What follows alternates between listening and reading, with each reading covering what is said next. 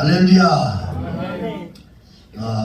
필립 얀시라고 하는 이 소설가가 쓴 역작 중에 놀라운 하나님의 은혜라고 하는 이 책이 있습니다. 근데 여기에는 이 필립 얀시의 친구가 들었던 이야기를 기록을 하는데 그 내용이 뭐냐면 어떤 사람과 또 두 사람이 대화를 나누는데 대화 속에 뉴욕 타임즈에서 전했던 가장 베스트셀러였던 이 아직도 가야 할 길이라고 하는 이 책에 대해서 서로 이렇게 나누고 있었습니다. 나누면서 그 책의 내용이 뭡니까? 무슨 책입니까? 예, 친구가 준 겁니다. 그런데 이 책 때문에 인생이 바뀌었습니까? 이렇게 질문을 해요. 네, 그렇습니다. 그러면서 이런 대화를 하고 그러면서 이게 그럼 내용이 도대체 뭡니까? 무슨 인생의 지침서 같기도 하고 또 아직도 다는 읽지 못했지만 그러나 읽으면서 굉장히 감동을 받았습니다. 그래서 책장이 이렇게 한 사람이 두루두루 넘기면서 아마 이분이 아마 책을 많이 봤던 분 같아요. 그러니까 대충 이렇게 쭉쭉쭉 넘기더니 그래 먼저 장, 절 뭐 이런 것들을 먼저 이렇게 보니까 그 내용에 보니까 장 제목이 이렇습니다. 훈련, 사랑, 은혜 뭐 이런 것들이 내용이 기록이 되어 있네요. 네. 한 사람이 그 말을 끊으면서 그 은혜가 뭐죠? 은혜라는 게 뭡니까? 이렇게 이제 질문하는 이런 내용을 기록을 한 겁니다. 여러분 현대교회에서 가장 이해가 되지 않는 말 가운데 하나가 제가 생각할 때는 이 바로 은혜라고 하는 단어가 아닐까 생각합니다. 은혜. 무슨 이 은혜라고 하는 거는 은혜라고 하는 값없이 거저주는 여러분 이건 것 아닙니까? 그런데 이게 모른다고 하는 뜻이 아니라 이 말을 여러분 은혜를 경험하며 살지 못하고 있다. 우리 다 지금 은혜 받고 있는 사람입니다. 근데 진짜 이 은혜라고 하는 것이 뭔가 하는 것을 제대로 알아야 된다는 거예요. 주일마다 예배를 드리고 제일 많이 하는 말 가운데 은혜 받았습니다 라고 하는 이런 말입니다. 사실. 그런데 여러분 주일날 예배에 여러분 정말 은혜를 받으십니까?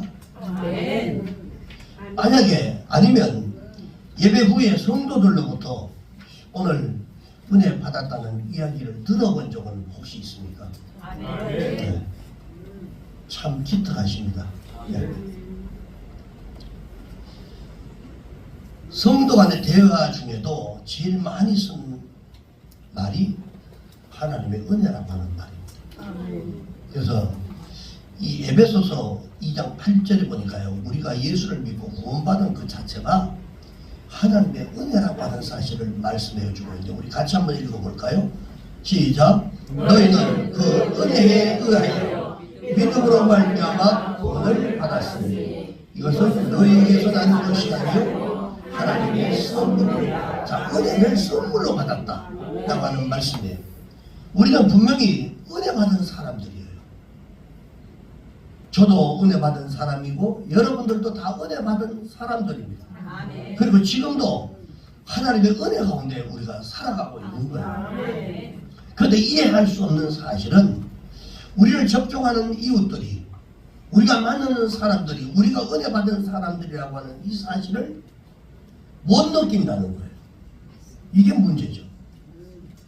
내가 분명히 은혜를 받았는데도 내가 은혜 받은 사람이라고 하는 것을 못 느낀다는 겁니다. 은혜를 받았으면 더 너그러울 것 같은데 더 깐깐하고 더 야박하고 더 이기적이고 도대체 은혜를 받았다. 자, 이 말이 의미하는 것이 과연 뭘까요? 진짜 은혜가 정말 은혜가 뭔가? 진짜 은혜를 받으면 어떤 모습이 나타나는지 우리가 심적으로 이 은혜라고 하는 사실을 분명히 다시 한번 정립을 해야 될 줄을 믿습니다. 오늘 이 본문은 보니까 믿는 무리가 은혜를 체험한 이후에 그들의 삶의 모습을 기록하는 내용들입니다. 진짜 은혜 받은 사람들이 어떻게 행동하고 어떻게 무엇을 생각하고 어떤 것을 하느냐, 어떤 것이 그의 삶에서 나타나느냐라고 하는 것들을 기록한 내용이 오늘 우리가 읽었던 본문의 말씀인데, 이 오순절 성령 사건 이후에 담대하게 주의 복음을 여러분 증거한 사도들을 통해 가지고 하나님의 은혜 받았던 이 무리들이 생겨났습니다. 그리고는 그 무리들이 이전과는 전혀 다른 특징들이 그들의 삶에서 나타났다라고 하는 것을 여기에서 기록을 합니다. 오늘 우리는 이 오늘 본문을 통해서 은혜 받은 사람들의 참된 진짜 모습이 무엇인가 라고 하는 것을 우리가 알 수 있습니다. 자, 그렇다면 은혜 받은 사람들의 특징이 뭘까요? 그 첫째가 바로 공동체의 죄를 여러분 하나 되게 만든다라고 하는 겁니다. 자, 은혜 받은 사람은 마음에 감동이 있습니다. 잠시 눈시울이 뭐 뜨거졌다 뭐 이런 것이 아닐까요? 그런데 마음에 뭔가 뭐 울림이 있었고 뭔가 이렇게 찡했던 뭐 이런 것들이 있었다 뭐 이런 것도 다 은혜죠. 근데 보통 우리가 신앙생활 하면서 은혜를 받았다라고 말할 때 그때를 한번 생각해 보십시오. 근데 오늘 이 본문은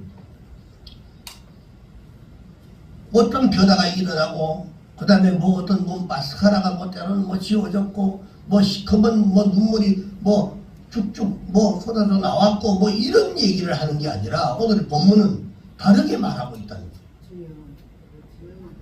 그냥 이제 감동받고 이것만이 은혜가 아니라 진짜 은혜는 어떤 것이냐라고 하는 것을 여기서 얘기하는데, 그들이 은혜를 받고 마음이 뭐 짠했다 뭐 이런 것들이 묘사되어 있는 것이 아닙니다. 오늘 32절 말씀을 보니까 우리 다 같이 한번 읽어볼까요? 32절 말씀 시작. 믿는 우리가 한 마음과 한 뜻이 되어 모든 물건을 서로 동용하고 자기 재물을 조금이라도 자기의 것이라고 하는 이가 하나도 없더라. 자, 믿는 무리, 사도들의 말씀과 기도를 통해서 큰 은혜를 받은 무리가 어떻게 변했다고요? 보니까 한 마음 한 뜻으로 연합했다라고 하는 거예요. 그렇습니다. 은혜 받은 사람의 첫 번째 특징이 바로 뭐냐면 연합입니다. 연합. 하나 되는 것.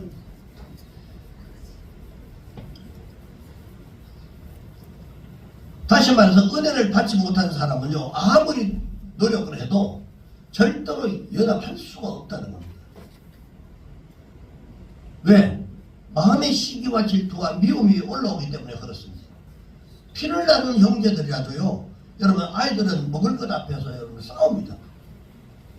근데 뭐 아이들만 그렇지 않습니다. 어른이 되면요 좀 더 큰 것 가지고 싸우는 거예요. 그래서 부모가 남긴 유산을 인해서 형제가 다툼이 일어나고, 그리고 또 비일비 이런 일들이 비일비재 합니다. 부부간에도 여러분 하나 되지 못하고 깨어지는 일들도 급속히 늘어나는 것, 이런 것들입니다. 근데 여러분 로마서 3장 23절에 보니까 모든 사람이 죄를 범하였으며 하나님의 영광에 이르지 못했다라고 하는 말씀이 있어요. 모든 사람은 다 죄인입니다. 우리가 은혜 받고 있는 사람이지만 그 은혜조차도 하나님 앞에 너무너무 감사할 조건이랍니다. 아멘. 모든 인간의 문제는요 바로 여기에 있습니다. 죄로 인해서 하나님과의 관계가 여러분 단절된 겁니다. 다 잘라졌습니다. 하나님을 잃어버린 채 서로의 얼굴을 바라보면서 서로가 상대방에게 준 그 상처 때문에, 그것 때문에 그것만 기억하고, 그리고 아파하고 힘들어하고, 그걸 가지고 또 다른 사람에게 또 다시 상처를 되돌려주는 이런,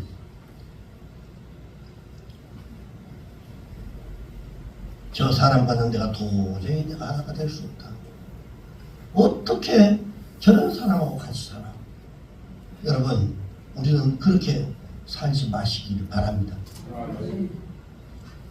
은사는 많이 받았는데요, 이 분열에 빠졌던 이 고린도 교회 성도들이 바로 그런 모습으로 살았어요. 그러니까 사도 바울이 이런 것들을 가지고 지적을 하고 그리고 이런 것들을 소개하는 겁니다. 그들을 향해서 이 사도 바울이 뭐라고 말했냐면요. 고린도전서 3장 3절에 보니까 너희는 아직도 육신에 속한 자다. 너희 가운데 시기와 분쟁이 있기 때문에 너희들 가운데 너희들 마음속에 너희들 생각 속에 아직까지 은혜 받은 사람들이 아니라 그 속에 시기와 분쟁이 있기 때문에 어째 육신에 속한 사람을 따라 행함이 아니냐. 육신에 속한 사람이 아니면 어떻게 그럴 수가 있냐. 진짜 은혜를 받은 사람이라면 절대로 그렇게 할 수 없다. 이걸 얘기합니다. 아직도 육신에 속한 자다.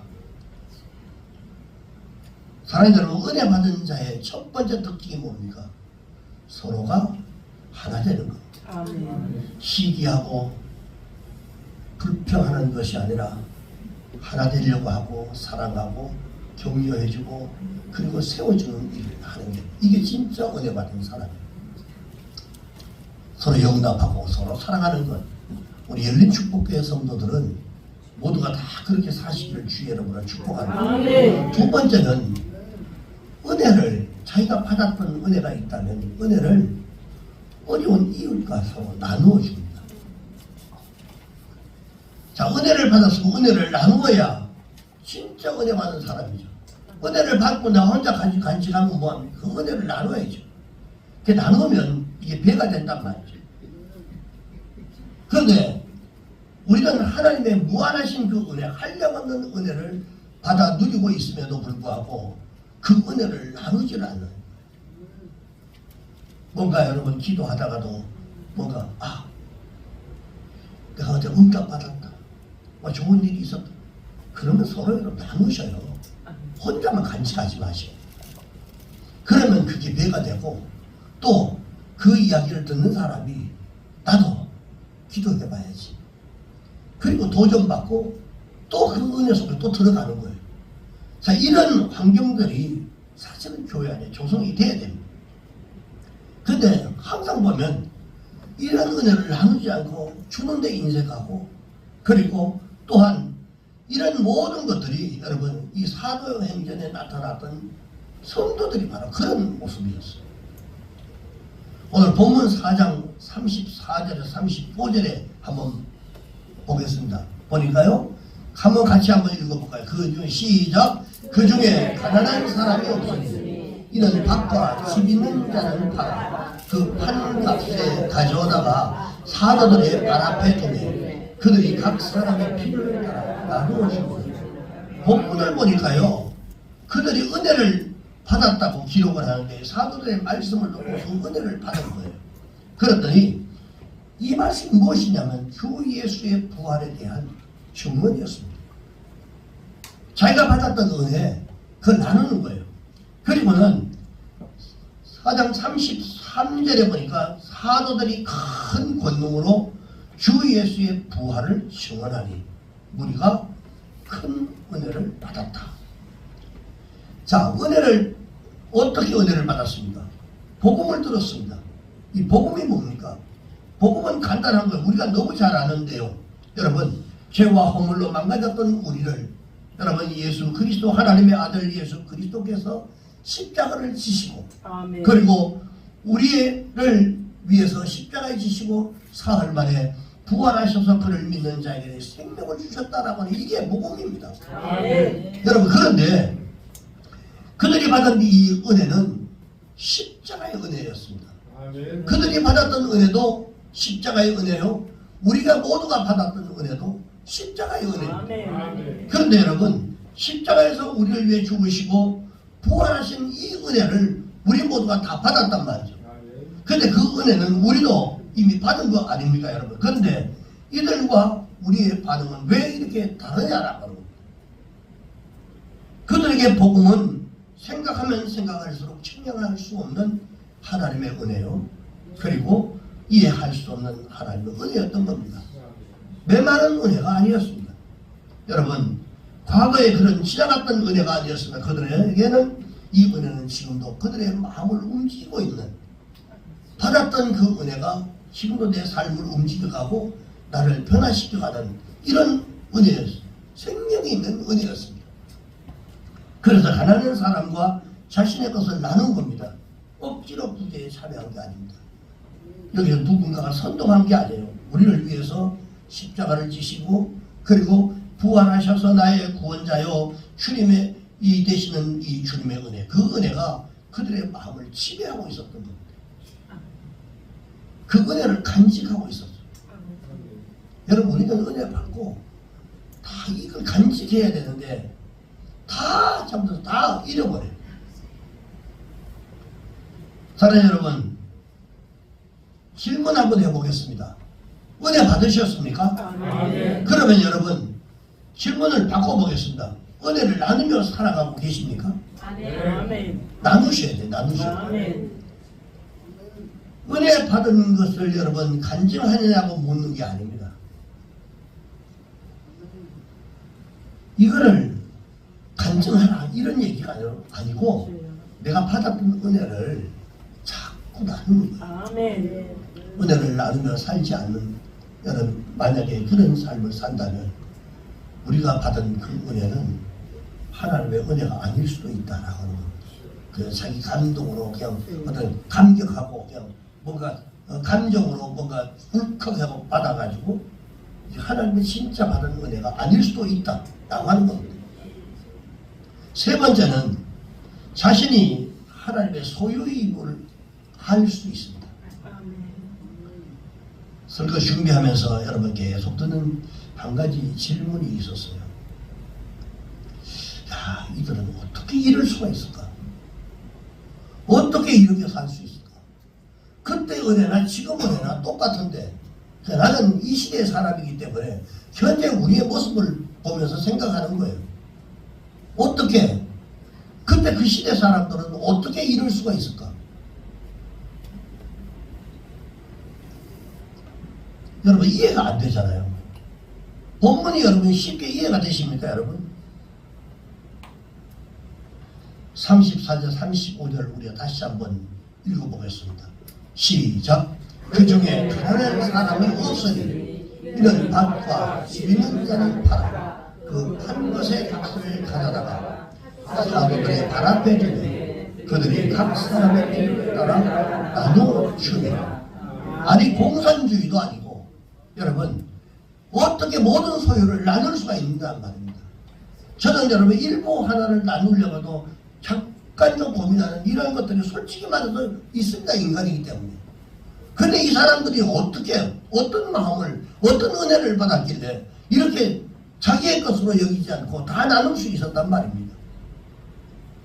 오늘 본문을 우리가 적용하기가 정말 힘든 이런 말씀입니다. 요즘 시대의 신앙인들이요, 여러분 신앙과 연결해서 한번 생각해 보십시오.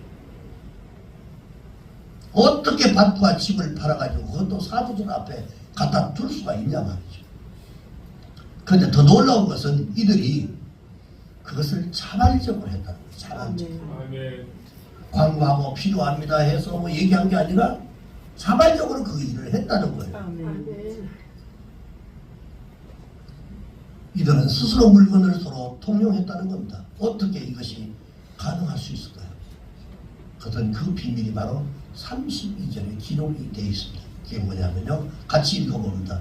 믿는 무리가 한 마음과 한 뜻이 되어 모든 물건을 서로 통용하고 자기 재물을 조금이라도 자기의 것이라 하려니까 한 마음과 한 뜻이 되었다. 첫 번째는 한 마음과 한 뜻이 되었다라는 것과 두 번째는 자기 재물을 조금이라도 자기의 것이라는 이가 없었다라고 하는 겁니다. 진짜 여러분 은혜가 임하면 하나님과 여러분 마음이 하나 되고 주의 종과 마음이 하나 되고 지체와 지체 간의 마음이 하나 될 수밖에 없습니다. 아멘. 진짜 은혜 받은 사람이라면 이기적인 일한 은혜가 아니고 진짜 하나님의 은혜를 받으면 하나 될 수밖에 없다는 거예요. 그리고 재물에 대한 그들의 인식이나 그것이 바로 자기의 것이 아니라고 하는 이 믿음을 가지고 있었어. 왜? 복음을 듣고 예수님의 나의 구원자요, 그리고 주님으로 받아들이는 그 순간 그들의 물질뿐 아니라 그들의 인생, 그리고 일생, 그리고 가진 모든 것은 바로 주님의 것이라고 하는 사실을 깨닫기 때문에 그렇습니다. 사랑하는 여러분, 여러분들의 주인은 누구십니까? 다른 말로 여러분의 주님은 누구십니까? 우리가 때로는 우리의 물질이 될 수도 있고 우리의 자녀가 될 수 있고 그리고 우리의 재능이나 우리의 집이나 우리가 가진 모든 것이 여러분 누구의 것이라고 생각하십니까? 그것이 주님의 것이라는 고백, 그 고백대로 살아가는 삶이 없으면 오늘 본문에 나타났던 성도들이 받았던 그 은혜, 이 은혜를 우리가 받았다고 할 수가 없습니다. 여러분 평생 잊지 말아야 할 한 가지 사실이 있습니다. 죄와 허물로 망가졌던 우리의 인생, 자신이 주인 되어 살아왔던 그 많은 세월들, 그리고 망가진 우리를 위해서 예수께서 십자가에 죽으시고 그리고 3일 만에 부활하셔서 우리의 구원자요 우리의 주님이 되셨다라고 하는 이 사실은 절대로 여러분 잊어서는 안 됩니다. 그 복음을 듣고 우리는 은혜 받고 믿음으로 구원을 얻은 사람들입니다. 그렇다면 마땅히 우리가 가진 모든 것이 주님의 것이라고 하는 이 사실을 우리가 고백하는 청지기 정신으로 형제를 용납하고 그리고 이해하고 소외된 이웃과 받은 은혜를 나누고 살아야 되지 않겠습니까? 오늘 여러분 특별히 주의 몸된 교회와 하나님의 나라를 위해서 그리고 내가 가진 물질을 기쁨으로 드리는 여러분 되시길 주의 이름으로 축복합니다. 고린도전서 3장 23절에 보니까 너희는 그리스도의 것이요 그리스도는 하나님의 것이니라. 우리가 그리스도의 것이라고 한다면 우리는 하나님의 것입니다. 왜? 그리스도가 하나님의 것이기 때문에 그렇습니다. 그리고 레위기 25장 23절에 보니까 토지를 영구히 팔지 말 것은 토지는 다 내 것이니라. 너희는 거짓말이요 동부하는 자로서 나와 함께 있느니라. 가자 잠시 있다가 가는 거예요. 누가복음 12장 44절에 보니까 내가 참으로 너에게 이르노니 주인이 그 모든 소유를 그들에게 맡기리라. 하나님께서 모든 것들을 우리에게 다 맡긴 거예요. 때로는 5달란트, 때로는 2달란트, 때로는 1달란트, 내가 많이 가졌다, 적게 가졌다. 그게 아닙니다. 내가 지금 현재 주어진, 내게 주어진, 내가 가지고 있는 것, 이게 남들보다는 적어도 이것에 대한 가치를 알고 소중하고 하나님 감사합니다. 이것이라도 만약에 맡겨주셔서 감사하다고 돌아보면 나보다도 못한 사람, 나보다 어려워 고통당하는 사람들이 얼마나 많은지 모릅니다. 이건 준 거, 이게 다 내게 맡겨준 것이라고 하는 사실을 여러분 꼭 기억하시기 바랍니다. 그리고 시편 24편 1절에 보니까 땅과 거기에 충만한 것과 세계와 그 가운데에 사는 자들은 다 여호와의 것이라. 우리 하나님의 것입니다. 진짜 내가 하나님의 것이 되면 우리가 하나님의 것이기 때문에 하나님이 책임져 주세요. 내가 하나님의 것이 안 되면 하나님이 나를 책임질 수가 없습니다. 저는 여러분들이 하나님의 것이 되시기를 주의 이름으로 축복합니다. 그래야 하나님이 여러분들을 책임져 주시는 거예요. 마지막 여러분 그 이야기 하나 나누고 말씀을 마무리하도록 하겠습니다. 필립 얀 씨가 최근에 이렇게 은혜를 찾아 길을 떠나다라고 하는 이 책을 썼습니다. 그런데 그 책에는 성매매 여성들을 위한 이 집회하는 이야기가 기록이 되어 있어요. 거기 보니까 얀 씨가 그녀를 만나서 그 책에 등장하는 그 주인공을 만나서 몇 시간 동안을 이야기를 듣습니다. 쭉 들으면서 너무나 마음이 아픈 감동을 받아가지고 그 자기가 쓴 은혜를 찾아 길을 떠나다라고 하는 그 책에 기록한 내용입니다. 그런데 이 충격적인 이야기가 뭐냐면 이 성매매 여성들이요 보통 하루에 15명 정도의 이런 남자들을 상대하는 하는데 여기에 등장하는 사람이 누구냐 코스타리카라고 하는 나라에서 온 힐다라고 하는 이 여성의 얘기를 거기에 기록을 합니다. 기록하면서 하루에 2교대로 여러분 100명의 남자를 상대로 했대요. 네, 그렇게 그 기록을 합니다. 시욕과 변화의 이런 가슴 아픈 사연들을 3시간 동안 그 힐다라고 하는 그 여인으로부터 자기의 생활을 들으면서 이 필리피안 씨가 성매매를 하는 생활에 대한 선입관이 완전히 다 깨졌어요. 그냥 단순하게 몸을 팔고 그냥 돈 때문에 하는 뭐 이런 생각을 가졌던 이 필리피안 씨의 생각이 완전히 깨져버렸어요. 이 힐다라고 하는 이 여성은 자신의 말을 몇 번이나 말하다가 또 간증하다가 창피한 적은 뭐 자존심 상하는 것도 있고 그러니까 말을 몇 번이나 끊으면서 계속 또 말을 이어가고 말을 감정을 또 추스리고 이렇게 말을 하면서 나중에는 그 얘기 속에 엄마 미안해요 라고 하는 말을 합니다. 내가 이런 말을 해서 엄마에 대한 이야기를 내가 해서 내가 죄송해요 이런 말을 그대로 썼대요. 그리고 엄마 얘기는 여태까지 한 번도 한 적이 없습니다. 자기의 속에 있는 마음들을 진실로의 필리피안 씨가 들어주는 것을 보고 자기 속에 있는 것들을 다 털어내놓는데 사실 엄마 얘기를 한 번도 한 적이 없는데 자기 엄마 얘기를 털어놓는 거예요. 흐느껴 울면서 그 말을 마음을 가다듬고 얘기를 하는데 우리 집은 돈이 하나도 없었습니다. 그러면서 엄마는 내가 4살이 될 때 그때 바로 성모회로 자신을 팔아버렸대.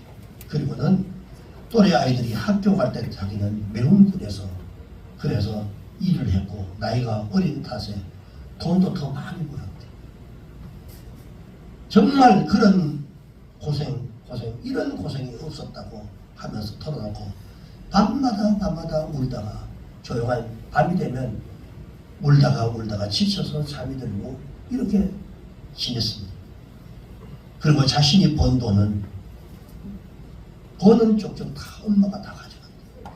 그리고는 10대 때 임신을 했는데 한 번이 아니라 2번이나 다 그랬는데 그때마다 엄마가 너 같은 더러운 여자는 아이를 기르면 안 된다 라고 애들을 뺏어간대요.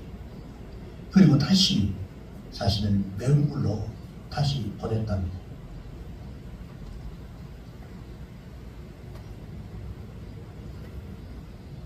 그러면서 필리피안 씨에게 저는 그때부터 아이들을 내가 어떻게 하든지 먹여 살려야 되겠다.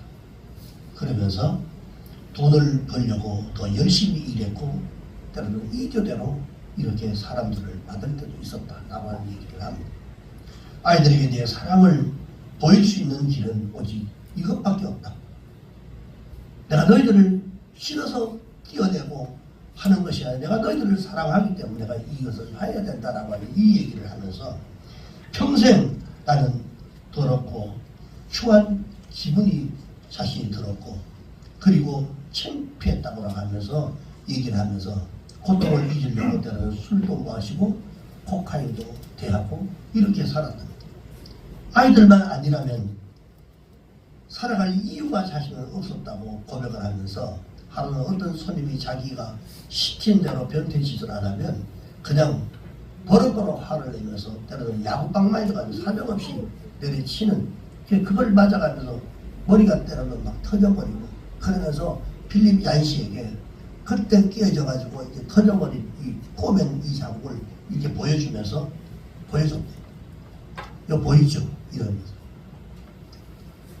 그녀는 머리카락을 해주고 필리피안 씨에게 흉터를 보여주었습니다. 그리고 병원에 누워가지고 자살을 하려고 했는데 죽고 싶은 정말 죽었으면 좋겠다라고 하는 생각을 했는데 내 몸에 꽂아놨던 이 튜브만 빼버리면 다 빼버리면 그냥 그대로 죽을 텐데 그 생각을 하면서 갑자기 무릎을 꿇고 하나님 앞에 매달렸어요.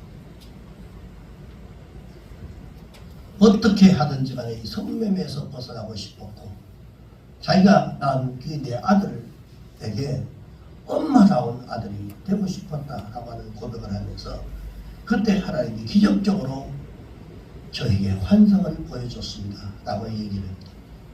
그때 환상 가운데 뭐 라합 제단을 찾아라, 하나님 음성이 막 라합 제단을 찾아라 막 이런 음성이들이 라합 제단이라고 들어본 적도 없는 이런 건데요. 근데 저는 이 라합이라고 하는 이 단어조차도 몰랐다. 다행히 간호사의 도움으로 이 그 번호를 알아내고 라합 제단으로 전화를 가가지고 그곳에 찾아갔답니다. 도와주십시오.